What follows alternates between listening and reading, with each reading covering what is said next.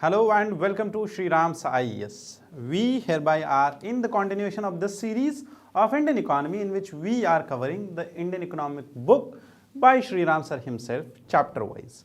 In this book we are currently discussing chapter 4 and the chapter 4 is about planning and development. In this chapter we already have had 3 videos. In those we discussed from 1st to 8th 5-year plan, and today we will be starting with the 8th 5-year plan. 7 plans are already discussed. Before we start the 8th 5-year plan, there is simple description which you all know about.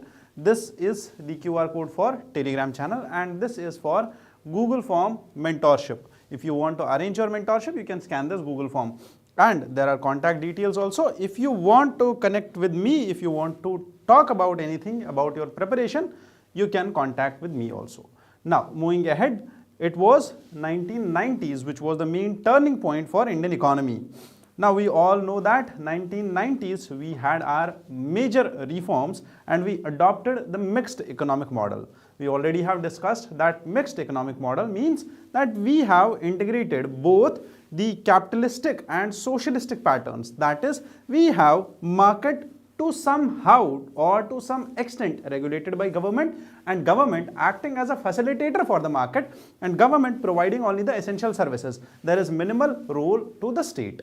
And that is what we mean by mixed economy. Mixed economy means there is presence of government and private partners, these private enterprises both in the market. Now, once we understand this, we should remember that what led to this economic model or what led to adoption of the mixed economy. So, we already know that in 7th 5-year plan, we discussed this thing. In the 7th 5-year plan, we discussed this thing that there was this Hindu growth rate and first time we achieved that 6% mark, and in this 6% mark what we had was we broke the shell of Hindu growth rate. But why did this happen and why did we go for some of the reforms which we led through liberalization? Why did we adopt liberalization even in the 7th 5-year plan itself? Why did this happen? Because we already were facing a shortage in terms of forex reserves. This shortage happened earlier also in 2nd 5-year plan, but there when it comes to 7th 5-year plan, the shortage was more. However, once we reached the end period of 1990s, 1980s, the end period of 1980s witnessed that in 1991 or before that in 1990 financial year, we had a problem, that is our forex resources or reserves were exhausted and it was left for only 1 week to import oil or food or anything, whatever we were importing. We had only a forex cover for 1 week for our import bills, entire import bills. Now, that is why in the 8th 5-year plan, we will bring in the structural reforms.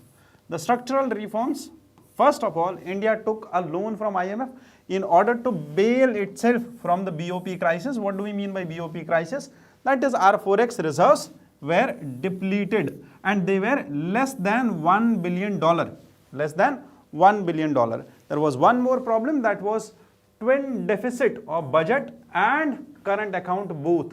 That means we had budget deficit also and we had current account deficit also, both the things.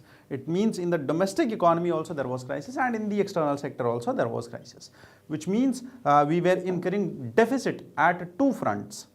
It is equivalent to a 2-front war, and in economic terms this is a severe situation in which we needed a resource, or I would say that in which we needed a solution from outside, not from inside, in order to develop our economy in the long run.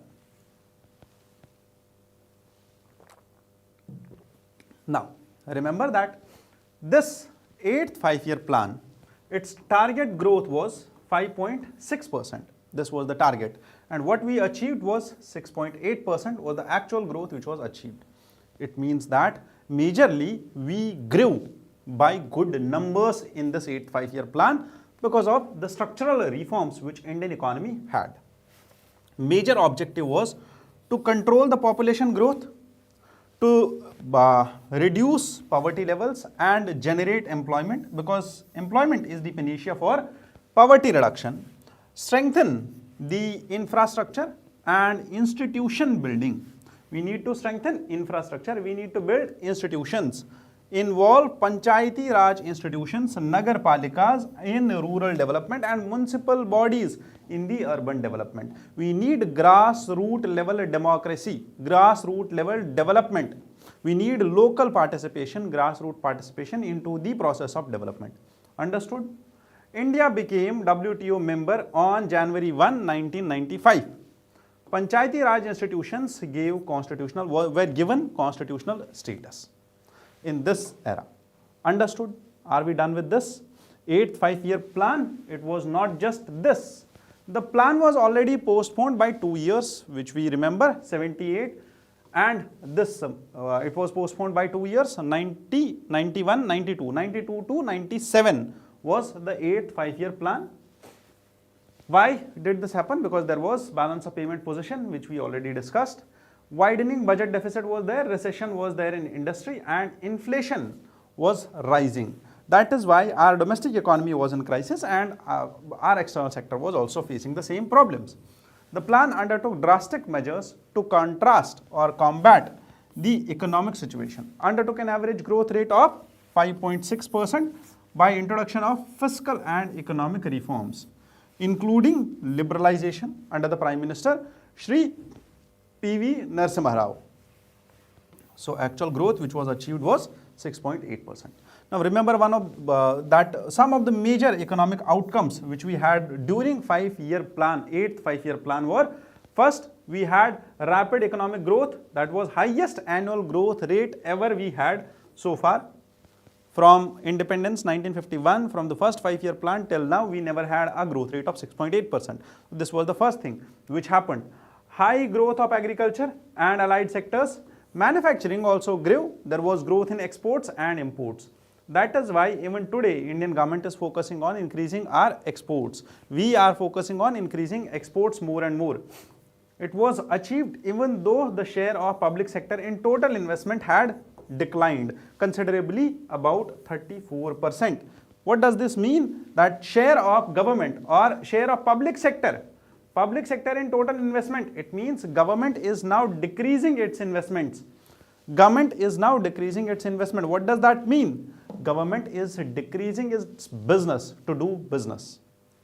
Do you understand it? That government is now receding backwards. It's not going into the private sphere, it's liberalizing its economy, it's privatizing its economy, it's giving away its economy to private sector. Okay, now there will be more role played by private sector than the government sector. Understood? That is why this era is known as the main reform era in Indian economy. Now, this 5-year plan or 8th 5-year plan was developed by P.V. Narasimha Rao and Manmohan Singh, who then was the economic advisor, and you should the finance minister also. Now you should understand that there was this model of economic development was also known as Rao Manmohan model, and it is also termed as liberalization, privatization and globalization model. Once you understand this, these economic reforms since 1991 are based on the then Prime Minister and Finance Minister Manmohan Singh. First of all, what did they achieve for, or what was their objective? First was to reorient state's role, that is we should limit the role of state to infrastructural and social justice or social development roles. We should dismantle the control and remove the license Raj. That is all and every activity in India till then, whether that was by industry, agriculture or any other thing, it was mandatory to have licenses for everything. Suppose I will give you an example. If I had to produce this bottle, the glass bottle, I had minimum 20 or 30 licenses which were required to start this industry. Then if I had to sell this bottle with filled water or mineral water, I might be required by 20 or 15 more licenses. Now this was termed as license Raj because this was heavily burdened by bureaucracy, and this led to the culture of red tapeism. This led to the culture of the Babu culture in Indian bureaucracy. This led to the culture of more files, filing and piling. that everyone started to make files, everything was written, and it took a hell lot of process, a long process to even get one industry on ground working. So this was the main, I would say, lacuna in Indian industrial sector, but this thing never ended actually. This thing still exists there. However, we have reduced it to a level which is very minimal now, but not at all. We have not eliminated it at all.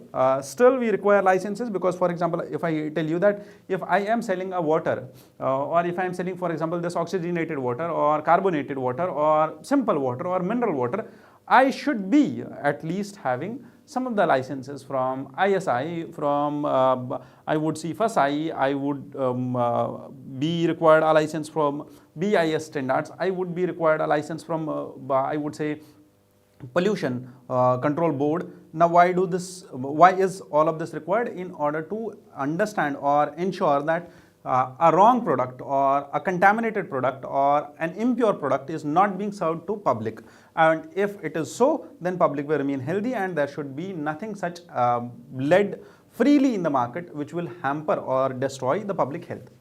That is all the whole scenario of it. That is why we require licenses, but this shouldn't be too much, and if it is too much, it will disincentivize the private sector.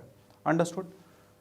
Next, one more thing, create competition in the economy, because once there will be open economy, more players will come, they will invest, and more investments will lead to more enterprises, more firms coming in place, and if there are more firms, then there will be more competition and prices will be better.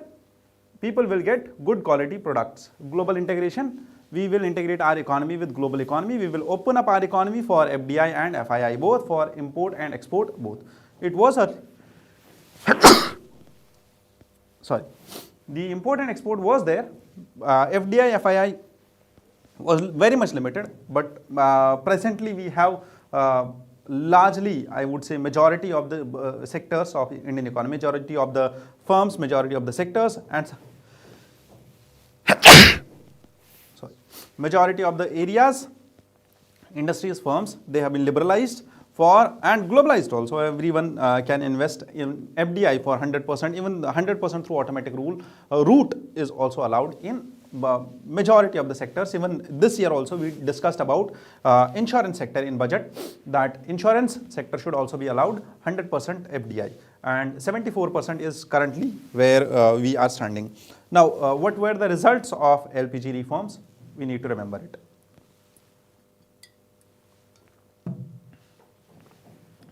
What were the results of the LPG reforms? First, we had forex accumulation.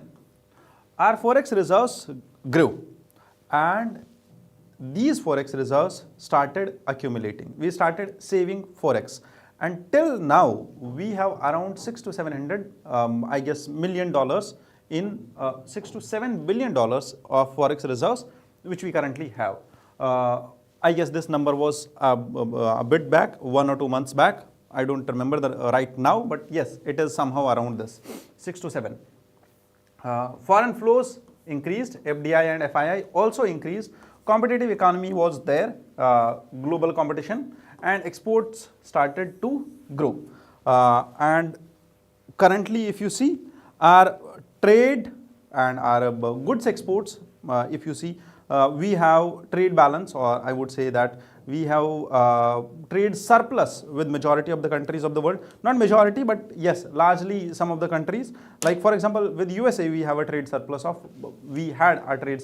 not currently, but we had a trade surplus of around $40 to $45 billion.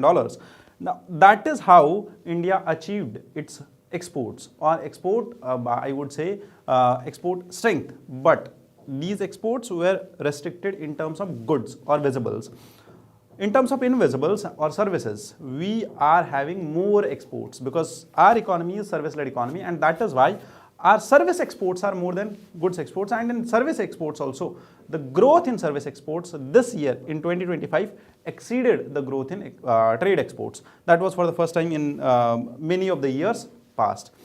That is how Indian economy since 1991 till now is witnessing growth only because of, not only because of the LPG reforms and the reformative era. Now, once this is done, we need to understand what is indicative planning for the next plan. So this indicative planning was adopted in 8th 5-year plan only, with the economic reforms which were launched in 1991. What do we mean by indicative planning? It is a imperative, that is a shift from imperative and a directive, that is hard to soft planning. What do we understand by soft planning? As we will try that state should act as a facilitator. State should just define the goals of the economy. For example, we have a goal of reaching the developed nation state by 2047. This is the largest goal, or this is the main objective of Indian economy in the long term. But how will government work for this? State should facilitate for this. State should invest in infrastructure. State should invest in logistics, transport, and multiple other sectors, so that our economy grows in that direction. Understood? Government's role from controller to regulator. Further, policy climate. Government created a predictable, irreversible, transparent policies or fiscal monetary investments to encourage corporate sector contributions. That is, there should more contribution come from private sector into all of the research fields, or I would say into all of the services. For example, if we talk about, yesterday I had a video on this healthcare, that how much apathy is there in the privatization of healthcare. But meanwhile, we should also understand that government sector also, or public healthcare system also, must be understood that there is, I would say, a large scale drawbacks, whether that is doctors, availability of nurses, or doctor to population ratio. This all is a toll, but due to privatization, there has been a largely significant, I would say, achievement in terms of prevention of, I would say, or curation of disease due to the super specialty hospitals who are investing in cancer research, new drugs, or due to investment by different pharmaceutical companies who are investing in developing new drugs, whether that was Covishield vaccine, whether that was any other vaccine. Now you should understand that these investments by private sector are needed for Indian economy. Otherwise, it wouldn't have been possible back then that India currently is free from polio, India currently is free from multiple other diseases which are otherwise present in the global world. Further, there is a strategic vision. Planning Commission works on long-term plans, and we started with Planning Commission, and post Planning Commission, we had from 2017 onwards, we now have Niti Aayog. Moving to 9th 5-year plan, it started from 1997 to 2002. The plan commenced amid the political instability. In this time also, we had political instability in and East Asian financial crisis. Now, what was this East Asian financial crisis? In 1999, India's first, the ADR, Infosys, was listed on NASDAQ. Understood? So, Kargil war occurred at this time also. In 1999, Indian government launched the Swarn Jayanti Gram Swarozgar Yojana, which was launched to absorb IRDP, TRISEM and DWRCA. Remember that these programs were earlier launched for increasing the rural employment. One more thing which was launched in 2000. This was Pradhan Mantri Gram Sadak Yojana for rural roads. In 2001, we launched the Golden Quadrilateral. Now, why was this launched? It is a highway network in which government is connecting 4 metros. But this happened along with the 9/11 terrorist attack, and Doha round of WTO negotiations also started. Now see, on the slide you might be seeing some of the I would say terms which we have not discussed yet.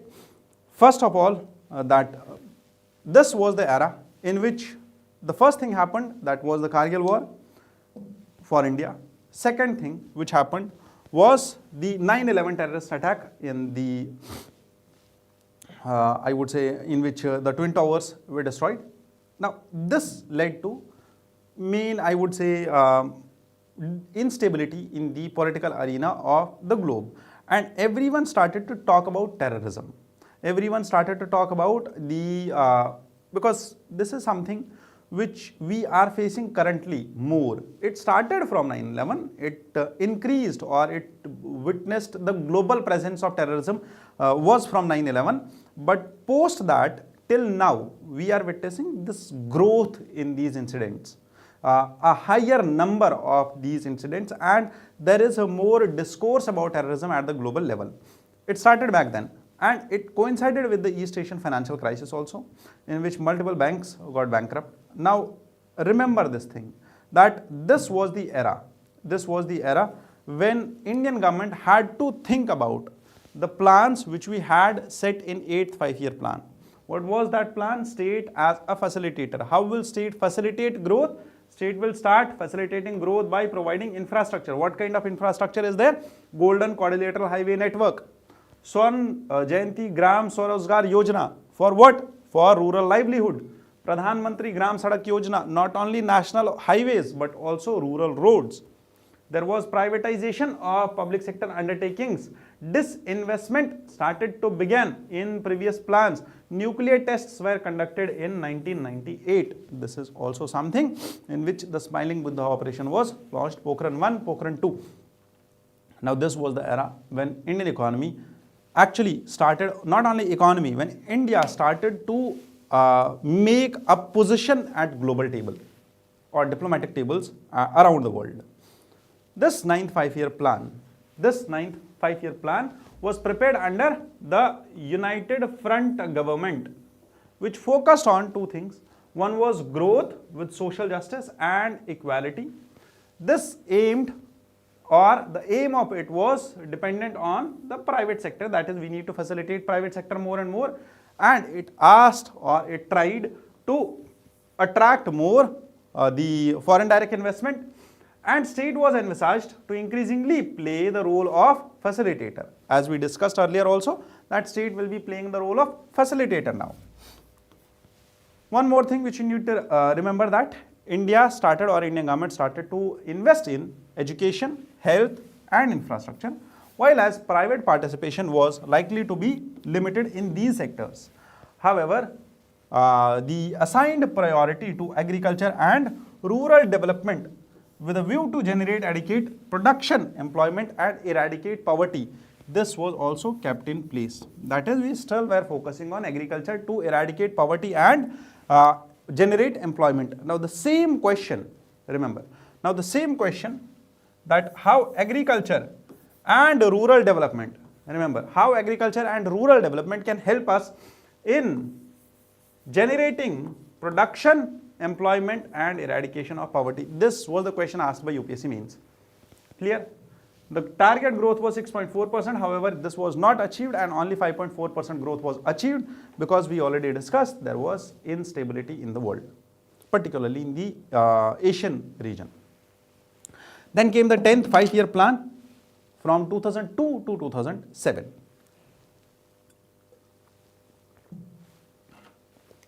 Remember that this was such an era in which we witnessed a good growth.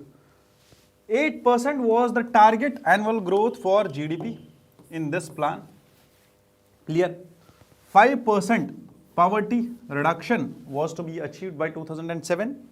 1 crore jobs or annual employment for new entrants was to be generated, and there was a target to reduce the gender gap by 50% in terms of reduction and wages, that is equal pay for equal wage, or there should be minimum difference between the wages or between the salaries of male and female.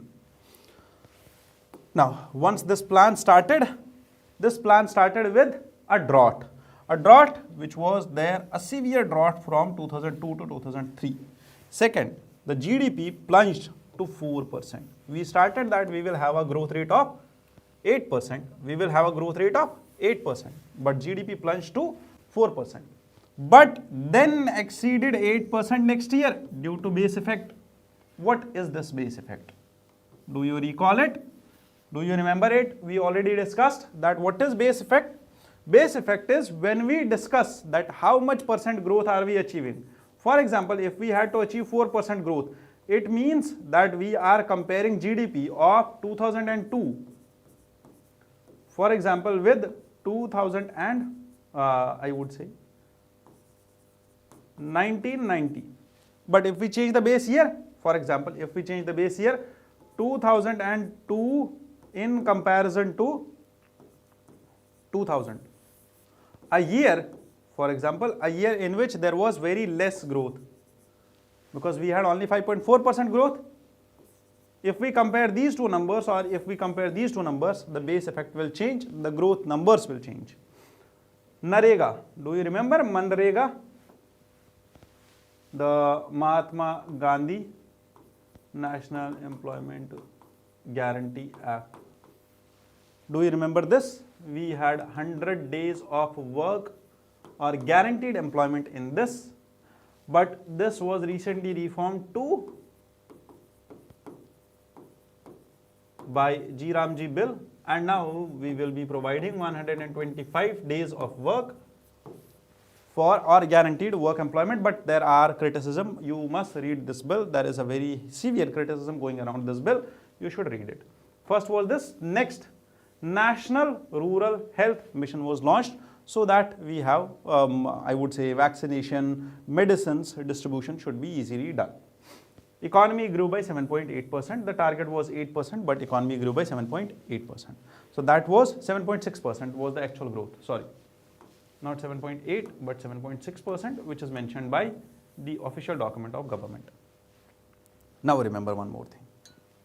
That is,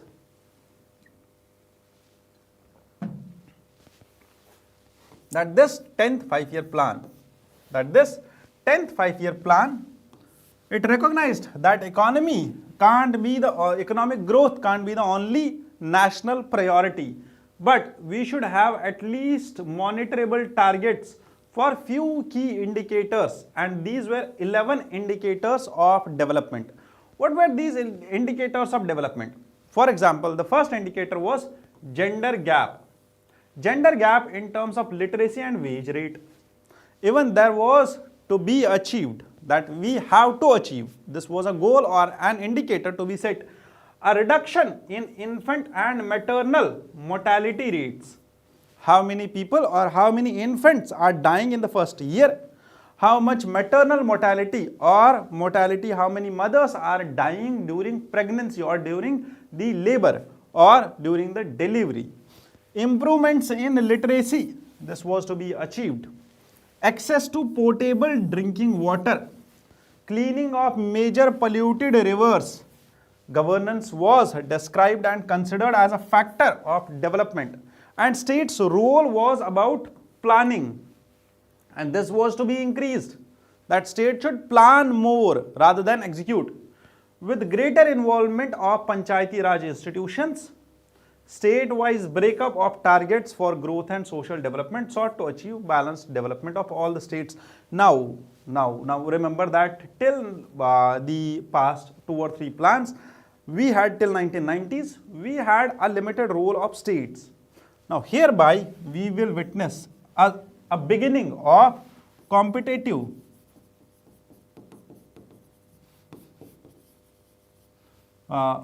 I would say not competitive, but yes, it is cooperative federalism.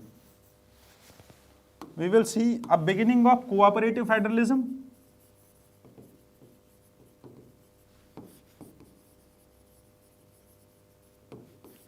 But post this, after some of the years, or I would say post 1900, post 2015, when Niti Aayog came into place, we are now witnessing growth of or a beginning of cooperative and competitive.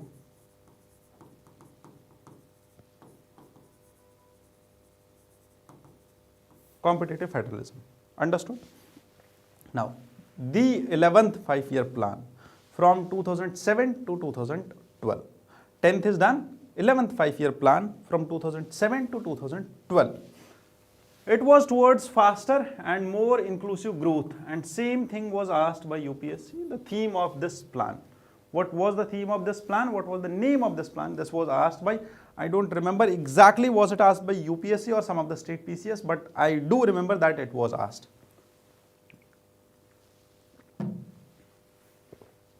First, 11th 5-year plan targeted that we should accelerate growth, we should make economic growth faster. Poverty and jobs should be generated, we should decrease poverty, generate 70 million new jobs. Reduce unemployment below 5%. Key sectors, there was focus on agriculture, education, infrastructure, areas of concern to grow rapidly. See, this PPT is the shortest form of all the notes which you can find anywhere. What you need to do is, you need to make some running notes for yourself. And you will find this PPT on our Telegram channel. Our admin, the center head of Hyderabad is very well cooperative, and they are sharing all of this and they are in connection to every student. Whosoever tries to connect, they do respond wholeheartedly. So do connect to the administration, do connect, and if you need any help from my side, you'll at any point of time you can connect with me. 11th 5-year plan from 2007 to 2012. This 11th 5-year plan had a target growth of 9%, but the actual growth which was achieved was 8%. Remember the fact? The aim of 11th 5-year plan was towards faster and more inclusive growth. Clear? India had emerged as one of the fastest growing economy. Now remember this. You might have seen this fastest growing economy across multiple newspapers. In different newspapers or every news channel is talking about India is fastest growing economy, and it achieved this in back then 2012. By the end of 10th 5-year plan, the savings and investment rates, do you remember that I already discussed this thing with you, that India's saving and investment, saving is not converting to investment. That was the problem, and that was the question asked by UPSC. These saving rates had increased. Industrial sector had responded well to face competition in the global economy. Foreign investors were keen to invest in India, but growth was not perceived as sufficiently inclusive. Many groups, especially SCs, STs, minorities, were left out, and that data was very much severe. Poverty, malnutrition, mortality, and current daily employment status was very much less. So we had poor data or poor quality of these indicators. There were two problems from 2012 onwards, and that is why you will see from 2014 onwards the government will also change, and there will be new discourse in terms of the development. There will be new discourse in political ideology and in political setup. Now you will see from 11th 5-year plan, 12th 5-year plan, the entire planning system of Indian economy will change. Why did this happen? We will be answering that in the next video, but yes, we should understand the context of this first. But we will take some more time to conclude 11th 5-year plan, and then we will go to 12th 5-year plan. Now remember this thing, that post this era, when we discussed in the 11th 5-year plan, when it was witnessed that there is no such exact or a direct impact of this development on all the sections of scheduled caste, scheduled tribe, minorities, women. These are the vulnerable sections, and the development is not reaching them at the grassroots level. That is the main problem.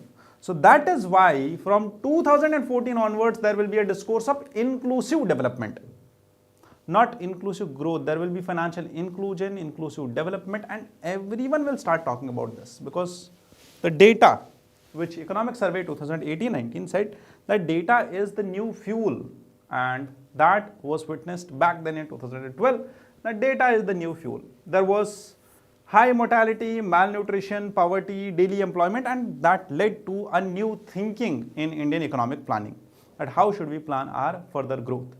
vision for inclusive growth was set over there, and we still are having financial inclusion, Sabka Saath Sabka Vikas, Pradhan Mantri Jan Dhan Yojana, financial inclusion of all, I would say banking correspondents, and these topics are main topics for Indian economy. That is where UPSC is focusing on. That is where UPSC asks questions from. Now, remember one more thing, vision for inclusive growth. Economic growth, India emerged as one of the fastest growing economy, as we discussed. Social challenge was there, that this growth was not sufficient across different sectors. So what should be the strategic response by government? Government started to target poverty reduction, education and employment through Manrega. Government said that we will provide employment to people. We will provide them, for example, say 100 days of employment into, on every day they will earn, for example, 200 rupees. Now this sum of 100, 200 rupees, around 20,000 rupees, that will help them in poverty reduction, because they will have at least good income, or I would say above poverty line income, or an income of 32 to 35 rupees per day. They will now invest this income into their education. We will provide them free education, Right to Education Act will be brought in, and there will be employment by this. So there should be a comprehensive reform of Manrega. This should be brought in and placed heavily in rural sectors. But the ambitious targets which were set for 11th 5-year plan was first economic goals to be achieved. The first economic goal was that we should achieve a 9% GDP growth rate, reduce unemployment by 5% among the educated youth. We should cut poverty headcount ratio by 10%. We should decrease poverty by 10%. That is what was asked, or what was set as the growth rate, or I would say the targets for future. Social development, we should reduce infant mortality, malnutrition, eliminate gender gap and literacy, improve sex ratio and forest cover. There was a target to increase forest cover also. In infrastructure, it was discussed that we should provide electricity to all villages and BPL households by 2009. All the weather roads to habitations, wherever there is a habitation, wherever 1,000 plus population is living, there should be an all-weather road connecting to that area. Telephones and broadbands should reach every village by 2012. Do you understand that these were the main targets set by government? However, from 2007 to 2008, this is the whole analysis of this 11th 5-year plan. From 2007 to 2008, we started strong. We had a 9.3% growth rate in the first year. The target was 9%. We had 9.3% growth rate in first year. But 2008 to 9, there happened to be a crisis, a global crisis, which usually we call as 2008 financial crisis. Now, this crisis shook the entire global economy, but it had minimal effects on Indian economy.